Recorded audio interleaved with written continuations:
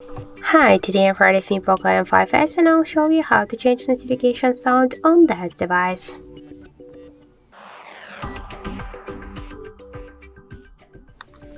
So first let's open the settings application and then tap to the sounds and vibration.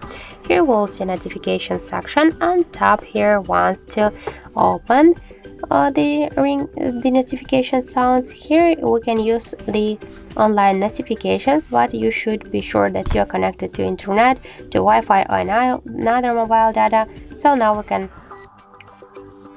select one from these sounds. Let's just first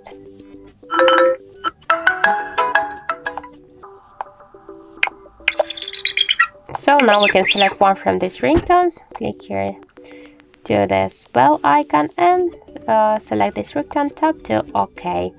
Now let's just download it. It's applied successfully. Also let's go back and we can see now that we just successfully changed it.